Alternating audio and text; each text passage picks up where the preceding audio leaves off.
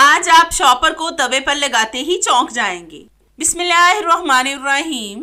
आपने अक्सर नोट किया होगा कि जब हम तवे पर पराठे वगैरह बनाते हैं तो इस तरह से तवा खराब हो जाता है, इस पर ऑयल की तह जम जाती है। ये हमारी सेहत के लिए अच्छी बात नहीं होती। आज मैं आपको इसको साफ करने की बहुत जबरदस्त टिप बताऊंगी जिससे ये आसानी से साफ हो जाएगा। तो इसके लिए सबसे पहले आपने इस तवे को अच्छी तरह से गर्म कर लेना है। तो मैं गर्म करके आपको दिखाती हूँ। तो आप देख सकते हैं कि ये तवा फुल गर्म हो गया है।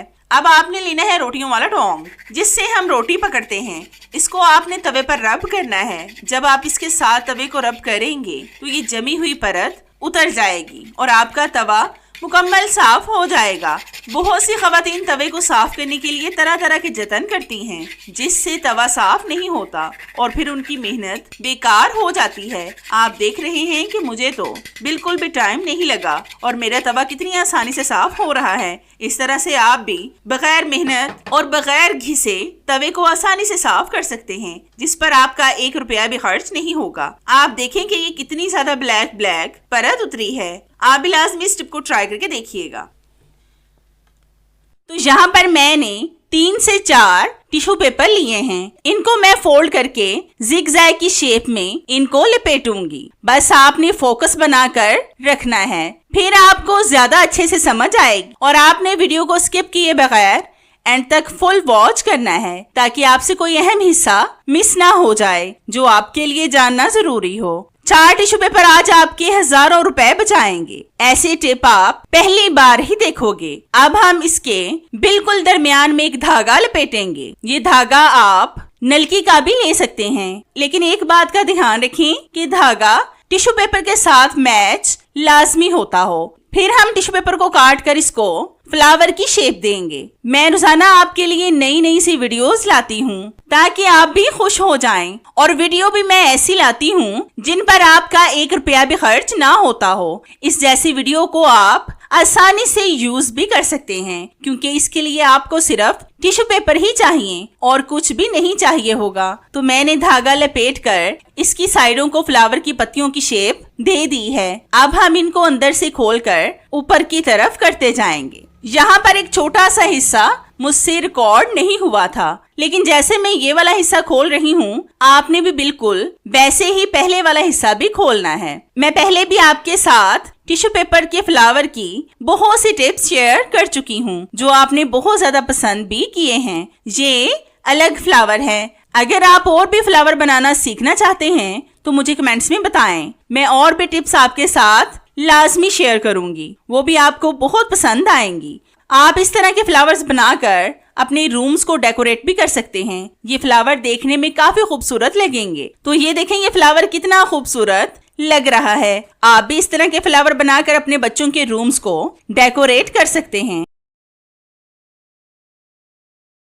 आपने अक्सर नोट किया होगा कि जब हम टमाटर वगैरह खरीद कर लाते हैं अगर ये ज्यादा देर पड़े रहें तो खराब होने लगते हैं। मेरे ये टमाटर भी 1 महीना पहले के पड़े हैं और ये खराब होना शुरू हो गए हैं। अब मैं इनमें से सही टमाटर ढूंढकर इनको फ्रीज करूंगी। मैंने इनको पहले से वॉश कर लिया था। अब मैं इनको खुश्क कपड़े से साफ करके एक साइड पर करती जाऊंगी। बस आप फोकस बनाकर देखते जाएं तो आपको ज्यादा अच्छे से समझ आएगी। फिर आपने इनके 4 पीस काट लेने हैं 1 टमाटर के। तो जितनी देर मैं इनको काट रही हूँ मेरी आप सब व्यूअर से रिक्वेस्ट है कि जिन्होंने अभी तक मेरे चैनल को सब्सक्राइब नहीं किया वो जल्दी से सब्सक्राइब कर लें और साथ बेल आइकन पर भी लाजमी क्लिक करें ताकि मेरी हर नई आने वाली वीडियोस का नोटिफिकेशन आप तक आसानी से पहुंच सके और आपको मेरी ये जबरदस्ती वीडियोस ढूंढनी न पड़े। और हाँ, मेरी इन वीडियोस को लाइक भी लाजमी किया करें क्योंकि इससे हमारी हौसला अफजाई होती है और हमारा दिल करता है कि हम आपके लिए और भी अच्छी अच्छी सी वीडियोस लाएं जिनसे आप भरपूर फायदा उठा सके। तो आप देख सकते हैं कि मैंने टमाटरों को काट लिया है। अब हम इनको एक डिस्पोजेबल जार में डालेंगे। बस आपने एक बात का ध्यान लाजमी रखना है कि जो भी कंटेनर या फिर जार का आप इस्तेमाल कर रहे हो वो मुकम्मल खुश्क हो, उसमें जरा बराबर भी नमी ना हो। अगर इनमें नमी हुई तो आपके टमाटर अच्छे से सेव नहीं होंगे बल्कि ये खराब भी हो सकते हैं। अब आपने इनको फ्रीजर में रखना है। इस तरह से रखने से आपके टमाटर 1 साल तक खराब होने से महफूज रहेंगे और इनके जायके में भी फर्क नहीं आएगा। आपने जब भी इनको सालन वगैरह में डालना हो तो इनका छिलका खुद से ही आसानी से उतर जाएगा। तो है ना कितने कमाल का आइडिया। ये मेरा आइडिया आपको कैसा लगा मुझे कमेंट्स में लाजमी बताएं। आपने अक्सर नोट किया होगा कि रमजानुल मुबारक जिस तरह के हमारे बहुत ज्यादा करीब आ गया है और रमजानुल मुबारक में हम डेली पकोड़े वगैरह बनाते हैं और जो ऑयल बच जाए इसको हम या तो जाया कर देते हैं या फिर अगले दिन के लिए रख लेते हैं। अगर ज्यादा ऑयल इस्तेमाल हो जाए तो इसको जाया कर देना चाहिए, क्योंकि फिर इसमें बैक्टीरिया पैदा होना शुरू हो जाते हैं जो हमारी सेहत के लिए अच्छे नहीं होते। आज मैं आपको इस तरह के ऑयल के जर्रे निकालने की टिप बताऊंगी। आप देखें कि इसमें कितने ज्यादा बेसन के जर्रे हैं। इन जर्रों को हम अलग करेंगे तो इसके लिए आपने लेना है एक रुई का छोटा सा टुकड़ा। इसको आपने चाय वाली छलनी में रखना है। इस छलनी को आपने एक बॉल के ऊपर रखकर इसमें आपने ऑयल को डाल देना है। आपने अक्सर नोट किया होगा कि अगर हम चाय की छलनी में डालकर इस ऑयल को छाने तो भी ये ऑयल अच्छे से साफ नहीं होता। बहुत सारे जर्रे ऐसे भी होते हैं जो छलनी से भी निकल जाते हैं, लेकिन इससे ऐसा कुछ भी नहीं होगा। तो मैं इसको छान कर आपको दिखाती हूँ। तो आप देख सकते हैं कि साफ ऑयल बॉल में चला गया है। अब आपने पहले रुई को अच्छी तरह से निचोड़कर इसका सारा ऑयल बॉल में डालना है। इससे ये भी फायदा होगा कि आपका ऑयल जाया नहीं होगा, क्योंकि अगर हम टिश्यू पेपर वगैरह पर ऑयल को डालते तो इससे बहुत सारा ऑयल टिश्यू पेपर पर लग जाता, जिससे ये ऑयल जाया हो जाता। लेकिन अब आपकी ये वाली प्रॉब्लम भी सॉल्व हो जाएगी, क्योंकि टिश्यू पेपर को हम निचोड़ नहीं सकते, लेकिन रुई को हम बहुत आसानी से निचोड़ सकते हैं। इससे अच्छी तरह से ऑयल बाहर निकल जाएगा। तो है ना कितना जबरदस्त तरीका ऑयल को साफ करने का। ये मेरा आइडिया आपको कैसा लगा मुझे कमेंट्स में लाजमी बताएं।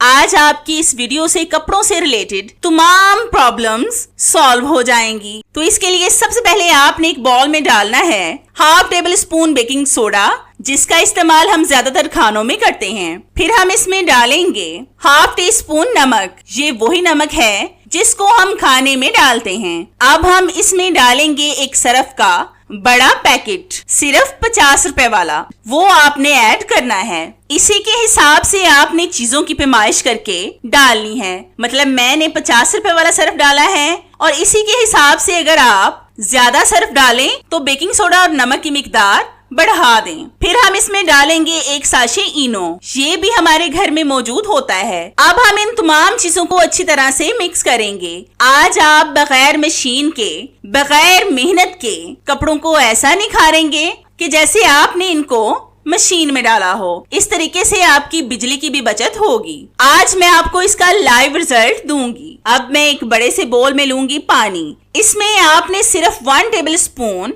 इस मिक्सचर का डालना है और फिर इसमें ऐड करना है 2 टेबल स्पून व्हाइट विनेगर। इसको हम सिरका भी कहते हैं। अब हम इसमें शर्ट को डालेंगे और 10 मिनट के लिए इसको ऐसे ही छोड़ देंगे। तो 10 मिनट के बाद हम आपसे मिलते हैं।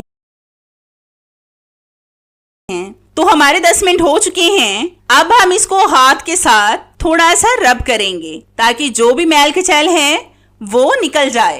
आपने बहुत ज्यादा रब नहीं करना, बस 1 मिनट के लिए रब करना है और जोर जोर से भी नहीं करना कि इससे आपका हाथ थक जाए। इसलिए स्लोली रब करें। इसकी मैल कचैल तो पहले से ही निकल चुकी है, अब बस हल्के हाथों से रब करना है। इस टिप से आपकी बिजली भी जाया नहीं होगी।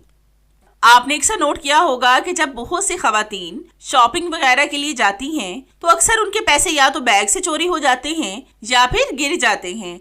जैसा कि अब रमजानुल करीम आ गया है और हम ईद के लिए शॉपिंग तो अभी से शुरू कर देते हैं, तो आज मैं आपको ऐसी जबरदस्त टिप बताऊंगी जिससे आपको लाजमी फायदा होगा। तो इसके लिए जब भी आप हैंड बैग में पैसे लेकर जाएं तो आपने लेनी है एक सेफ्टी पिन। इसको आपने बिल्कुल जिप के आगे लगाना है। फिर आप इस सेफ्टी पिन का इस्तेमाल देखकर चौंक जाएंगे। आप देखना कि बिल्कुल भी आपकी जिप नहीं खुलेगी और इसमें से पैसे गिरने और चोरी होने का सवाल ही पैदा नहीं होगा। फिर आप आराम से शॉपिंग करें और एंजॉय करें। तो है ना कितनी जबरदस्त टिप अपने बहुत से पैसे बचाने की। आपको मेरी ये टिप कैसी लगी मुझे कमेंट्स में लाजमी बताएं। मुझे आपके फीडबैक का इंतजार रहेगा।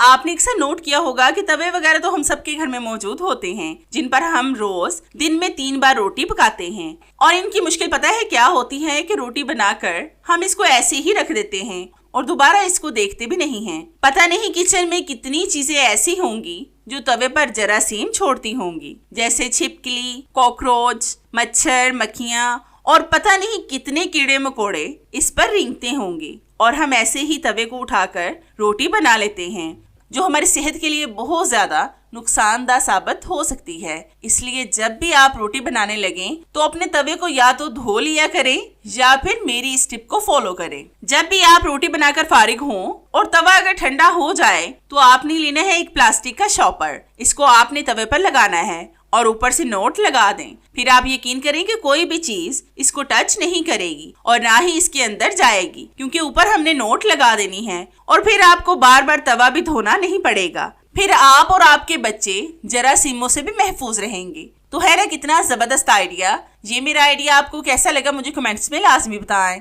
मुझे आपके फीडबैक का इंतजार रहेगा। तो चले मिलते हैं अपनी कैसे ही और जबरदस्ती और आपके फायदे की टिप में। तब तक के लिए इजाजत चाहते हैं। अल्लाह हाफिज।